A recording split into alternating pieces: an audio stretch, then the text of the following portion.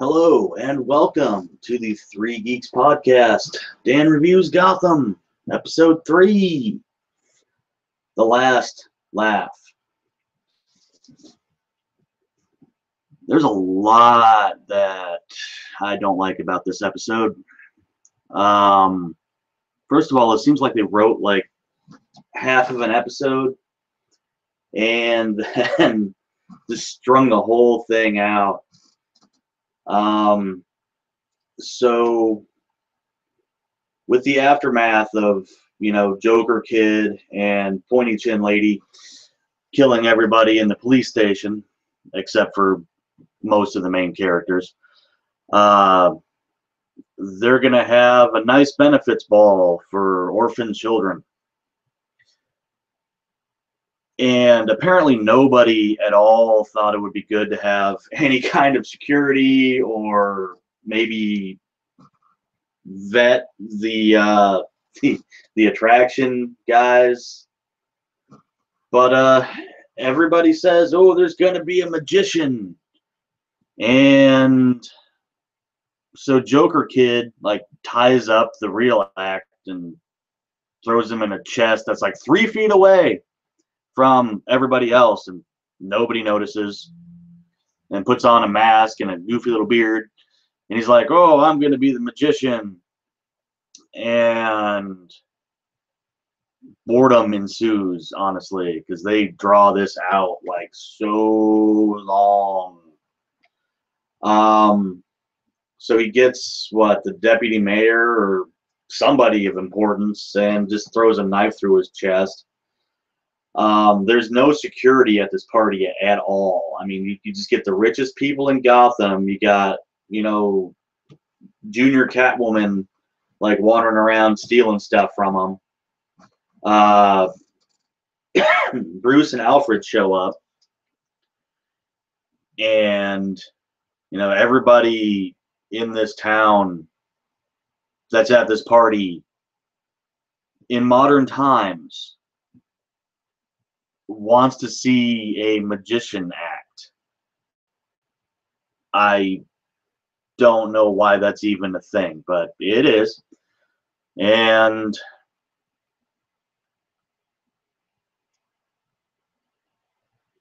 I forget her name. Jim Gordon's girlfriend slash coroner sees that it's Barbara being the assistant. So she calls Jim, and he pulls up, and he's like one of 2 cops on the street with the richest people in Gotham in a party. Yeah. And so he gets more cops to show up, and they're all like, we don't want to go in there because we're not equipped for it. So he goes alone. This entire time, they're like drawing out how scary Joker Kid is, terrifying all these well-to-do people of Gotham that showed up for a charity ball. I realize I can't get over this fact, but it just seems so stupid. Then, finally, the rich guy who got all of the guys together, Theo, whatever the hell his name is, gets up there, and they have like, I realize that for the audience it's supposed to sound fake, right? So he and Joker Kid had this dialogue of, why won't you stop terrorizing the people? We don't like you here and stuff. And that's when I went to go get some lunch, and I came back, and the rich mastermind Theo stabs Joker Kid in the neck. And it seems like, I mean, I was happy when it cut to the bad cop talking to Penguin. I was happy to see the Penguin guy. That's how bad the rest of this was. That shouldn't happen. You know, you should be into whatever they're showing you, not wanting more of something that's subpar but better than what you're getting. So at the end, they show Joker Kid on the slab, right, and he's got this smile, and it cuts to all these like low level like thugs just hilariously laughing while they're doing bad things, and that's apparently his legacy, was them watching him for 5 minutes on the news, and now they're all crazy. Yeah. This is why I didn't want to be like all happy about the first couple episodes that seemed pretty good, because this is the third episode. You've killed off most of the interesting cast at this point. Like, most of the psychopaths are gone. They got the big, you know, brute guy who's left, and he's in a bar at the end laughing.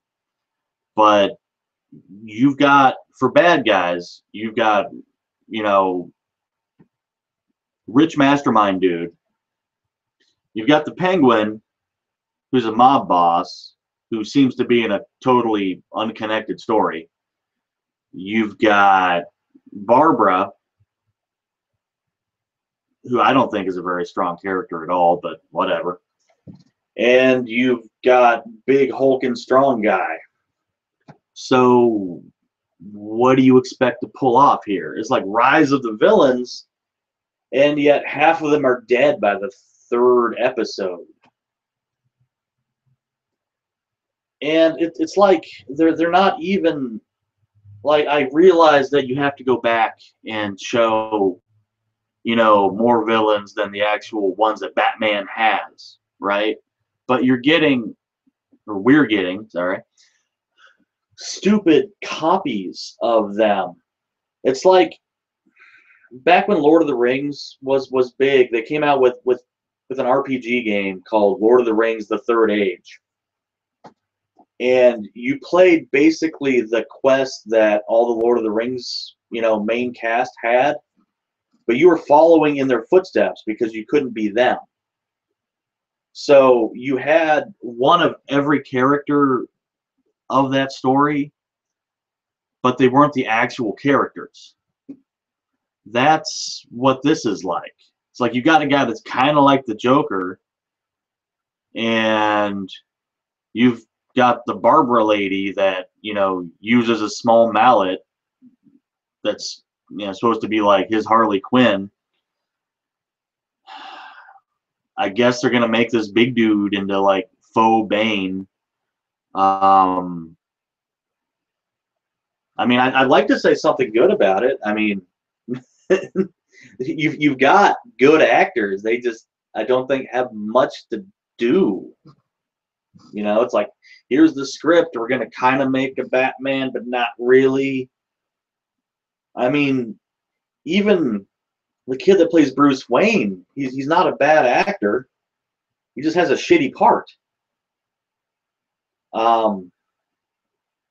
And now when you've killed off like half of the story arc, now I guess you're back to like villain of the weeks, which for this show wouldn't be bad. I like the balloon guy last season. I liked how they kind of did the origins of the Scarecrow. But, I mean, you've got at least 19 episodes to go. It would have made sense to write a better story arc. You know, keeping most of these people until at least half season. I don't know. I guess they have a plan. But anyway, season 2, episode 3. Back when it gets crappy again. My name's Dan. Keep watching if you like. Bye-bye.